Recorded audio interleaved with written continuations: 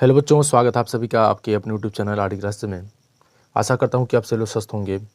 और आज की इस वीडियो में हम लोग कक्षा 10 विज्ञान के अध्याय 3 से धातु एवं अधातु से कुछ मोस्ट इम्पॉर्टेंट क्वेश्चन को देखेंगे जो आपकी परीक्षा के लिए बहुत ही उपयोगी हैं। और आप इस वीडियो को पूरा देखिए, और यदि वीडियो पसंद आए और इस तरह की और भी वीडियो पाने के लिए हमारे चैनल को सब्सक्राइब करिए और वीडियो को लाइक करिए, ज़्यादा से ज़्यादा शेयर करिए।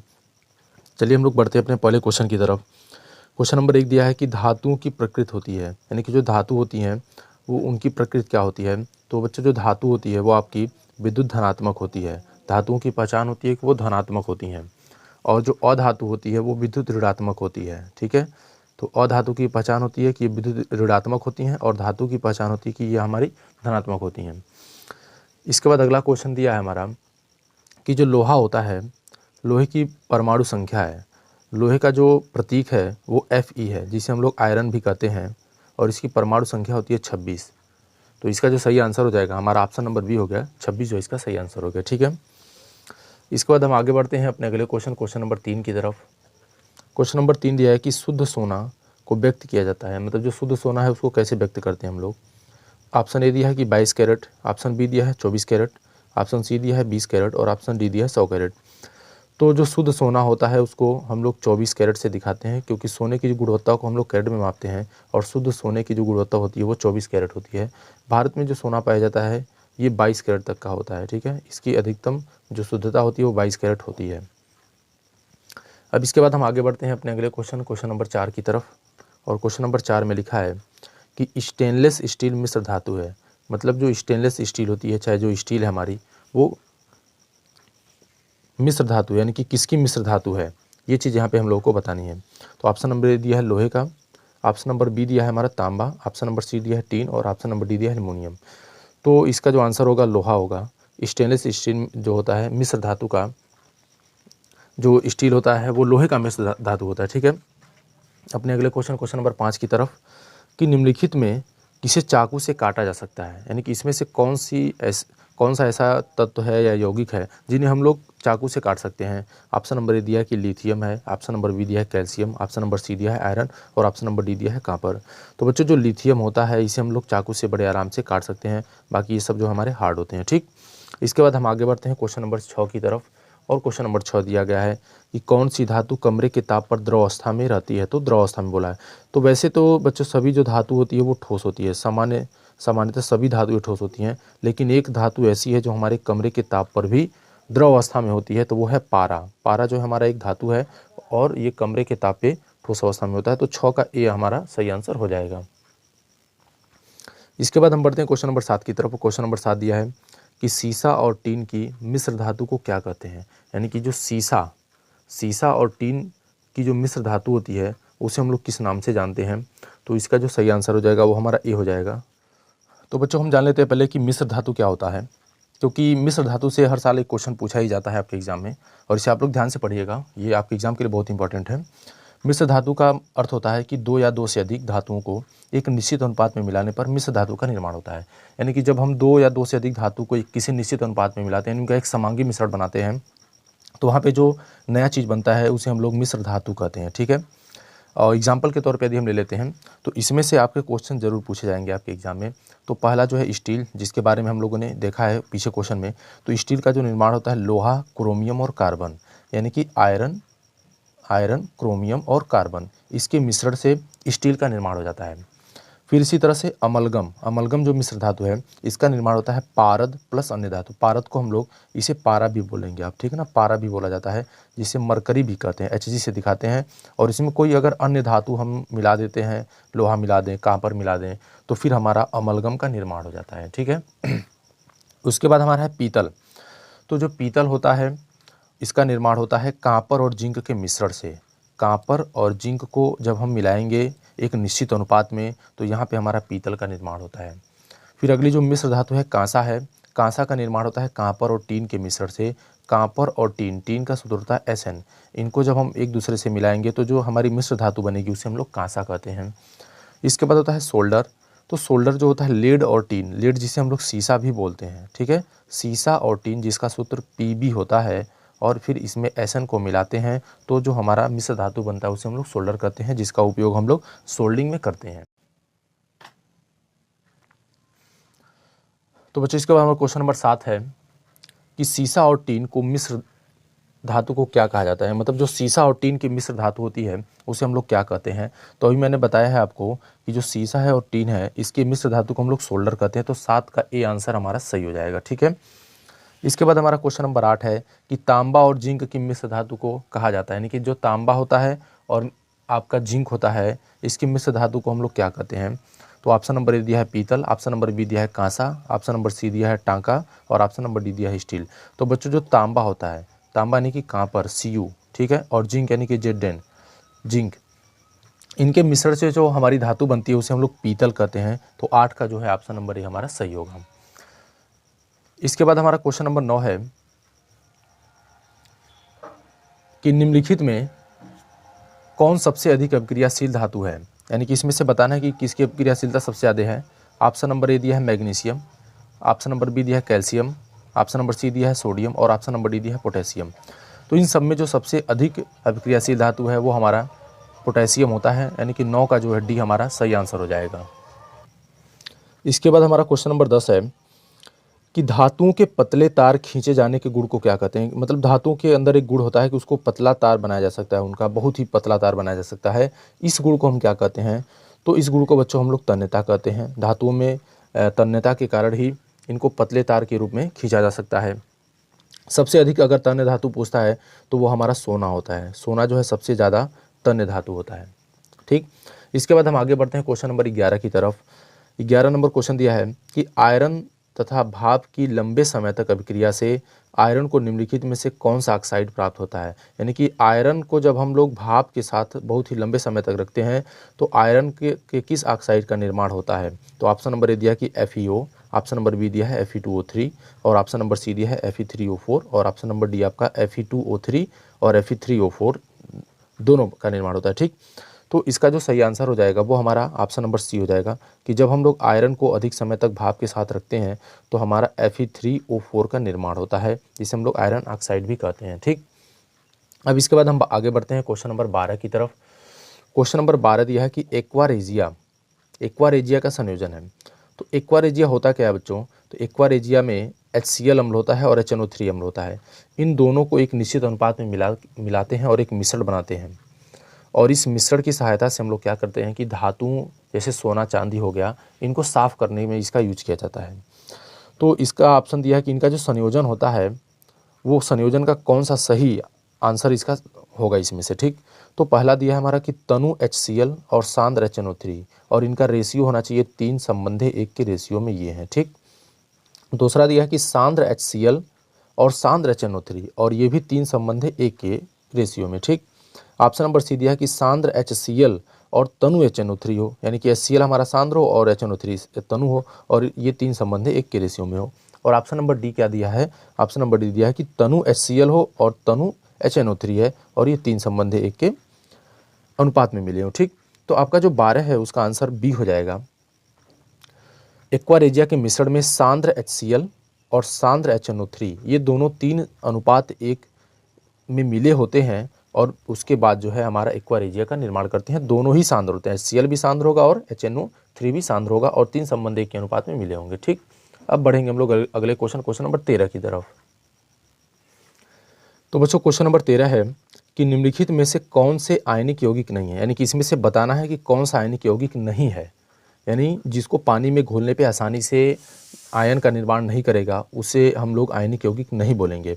तो ऑप्शन नंबर ए दिया है KCl। तो KCl जो है हमारा आयनिक यौगिक है, K+ और Cl- होता है। ये आयनिक बंधों के द्वारा जुड़े होते हैं। ठीक है ना, ये इलेक्ट्रॉन देता है और क्लोरीन इलेक्ट्रॉन को ग्रहण करता है।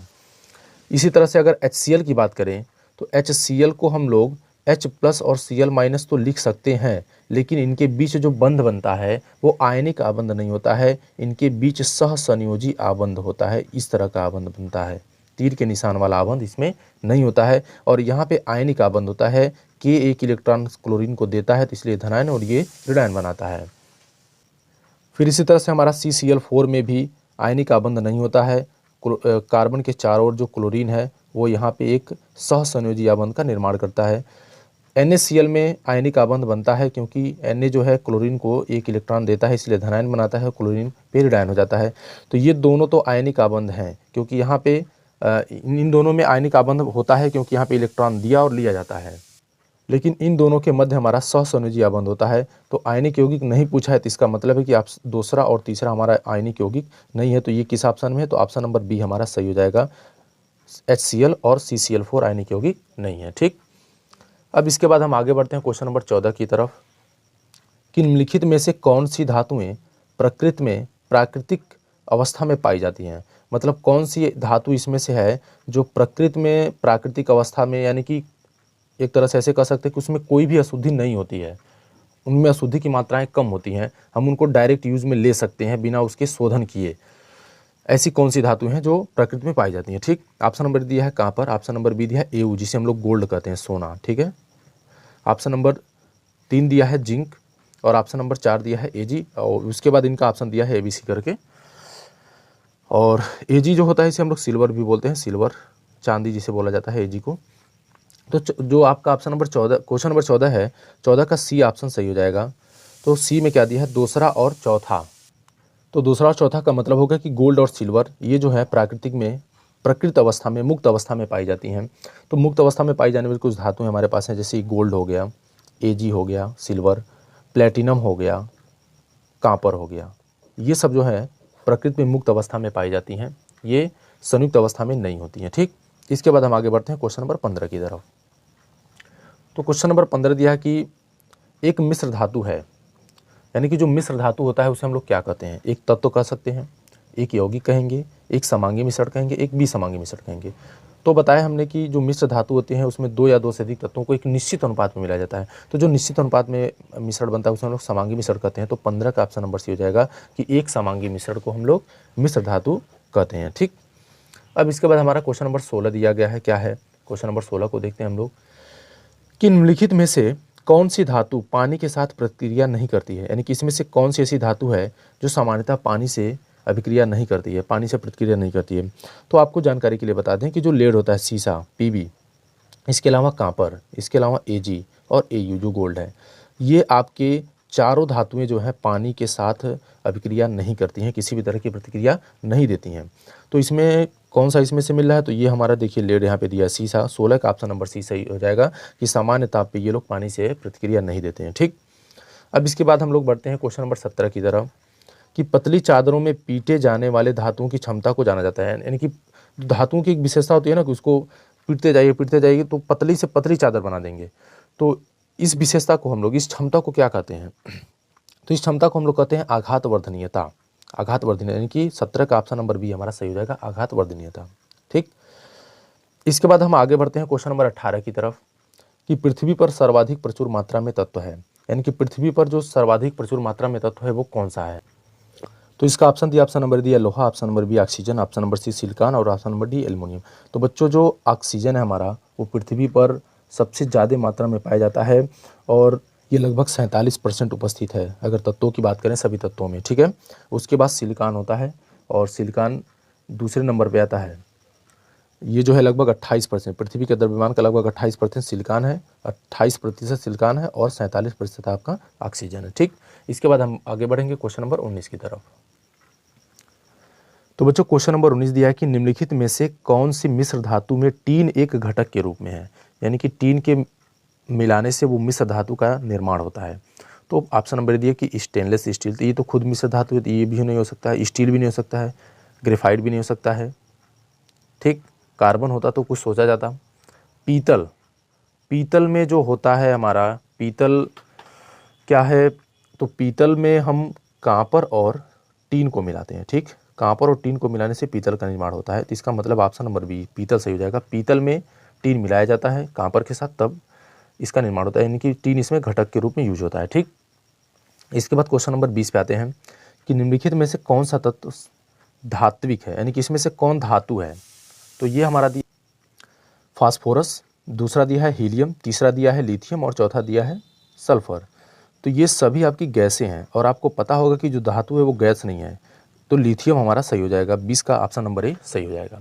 ठीक, इसके बाद क्वेश्चन नंबर 21 पे चलते हैं हम लोग कि निम्नलिखित में से कौन सी धातु साधारण ताप पर जल से अभिक्रिया करती है? यानी कि इसमें से कौन सी धातु है जो साधारण ताप पर भी जल से अभिक्रिया कर सकती है? ऑप्शन नंबर ए है कांपर, ऑप्शन नंबर बी है लोहा, ऑप्शन नंबर सी है जस्ता और ऑप्शन नंबर डी है सोडियम। तो बच्चों इसका सही answer sodium, option number D हो जाएगा। सोडियम जो है हमारा बहुत ही अभिक्रियाशील धातु है, इस कारण से ये साधारण ताप पर भी अभिक्रिया कर सकती है जल के साथ। ठीक, इसके बाद हम बढ़ेंगे क्वेश्चन नंबर 22 की तरफ। और क्वेश्चन नंबर 22 क्या दिया है कि खाद्य पदार्थों को सुरक्षित रखने के लिए डिब्बों में जिंक के स्थान पर टीन का लेपन होता है क्योंकि? यानी कि जो खाद्य पदार्थों होते हैं जैसे चिप्स वगैरह हो गया, इनको अगर डिब्बों में रखा जाता है तो डिब्बों में जिंक के स्थान पर टीन का लेपन क्यों करते हैं? इसके पीछे कारण क्या है? तो ऑप्शन नंबर दिया कि जिंक अपेक्षाकृत कम अभिक्रियाशील है। ऑप्शन नंबर बी दिया गया है हमारा कि टीन अपेक्षाकृत कम अभिक्रियाशील है। ऑप्शन नंबर सी दिया है कि जिंक का गलनांक कम होता है और ऑप्शन नंबर डी दिया है टीन का गलनांक कम होता है। तो गलनांक से कोई मतलब नहीं है और जिंक अपेक्षाकृत कम अभिक्रियाशील है, तो अगर ये कम अभिक्रियाशील होता तो जिंक के स्थान पर टीन का यूज क्यों करते हैं? तो हमारा ऑप्शन नंबर बी सही हो जाएगा कि टीन जो है जिंक की अपेक्षा कम अभिक्रियाशील है, ये ऑक्सीजन से कम अभिक्रिया करता है जिससे हमारी जो खाद्य सामग्री है वो सुरक्षित होगी। तो 22 का ऑप्शन नंबर बी सही हो जाएगा। इसके बाद हम बढ़ेंगे क्वेश्चन नंबर 23 की तरफ, जो आज का हमारा आखिरी क्वेश्चन होगा। और क्वेश्चन नंबर 23 है कि निम्नलिखित युग्मों में से कौन सा युग्म प्रतिस्थापनीय अभिक्रिया देता है? यानी कि इसमें से कौन सा ऐसा अभिक्रिया होगी जो प्रतिस्थापनीय होगी, जिसे हम लोग विस्थापन अभिक्रिया भी कहते हैं। ठीक, तो ऑप्शन नंबर ए दिया है कि सोडियम क्लोराइड विलयन एवं कांपर धातु। यानी कि सोडियम क्लोराइड के विलयन में अगर हम कांपर धातु को मिलाते हैं तो वहाँ पे प्रतिस्थापनीय अभिक्रिया होगी। ऑप्शन नंबर बी दिया है कि मैग्नीशियम क्लोराइड के विलयन में यदि हम एल्युमिनियम को मिलाते हैं। ऑप्शन नंबर सी दिया है कि फेरस सल्फेट विलयन में सिल्वर धातु मिलाते हैं। और ऑप्शन नंबर डी दिया है कि सिल्वर नाइट्रेट विलयन में हम लोग कांपर धातु को मिलाते हैं। ठीक, तो इसका जो बच्चों सही आंसर होगा वो हमारा ऑप्शन नंबर सी सही हो जाएगा कि फेरस सल्फेट विलयन एवं सिल्वर धातु। तो बच्चों ये प्रतिस्थापनीय अभिक्रिया कब होती है? जब अधिक क्रियाशील धातु कम क्रियाशील धातु को हटा के उसकी जगह खुद ले ले। तो जैसे अगर हम इसमें बात करें NaCl है ये सोडियम क्लोराइड और ये कांपर है, तो Na जो है ना इससे खुद अधिक क्रियाशील है, तो ये कांपर इसको नहीं हटा पाएगा, तो यहाँ पे प्रतिस्थापनीय अभिक्रिया नहीं होगी। इसी तरह से मैग्नीशियम क्लोराइड का जब एल्युमिनियम से अभिक्रिया होगा तो यहाँ पे मैग्नीशियम जो है एल्युमिनियम से ज़्यादा क्रियाशील है, इसलिए यहाँ पे ये घटना नहीं होगी। इसी तरह से जब यहाँ पे हम आते हैं आपका सी वाले पे, तो फेरस सल्फेट विलयन में सिल्वर धातु को, तो फेरस सल्फेट जो है सिल्वर, यानी कि फेरस जो है सल्फेट सिल्वर से कम क्रियाशील है, इसलिए सिल्वर इसे हटा के इसकी जगह खुद, तो इसलिए हमारा 23 का जो ऑप्शन नंबर सी सही होगा। तो आशा करते हैं कि वीडियो आपको अच्छी लगी होगी, पसंद आई होगी। तो यदि वीडियो आपको पसंद आई हो तो इस तरह की और भी वीडियो पाने के लिए हमारे चैनल को सब्सक्राइब करिए और साथ ही में हमारे वीडियो को लाइक करिए और ज़्यादा से ज़्यादा अपने मित्रों को शेयर करिए, जिससे इस वीडियो का लाभ ज़्यादा से ज़्यादा लोगों को मिल सके। वीडियो को देखने के लिए आप सभी को बहुत बहुत धन्यवाद।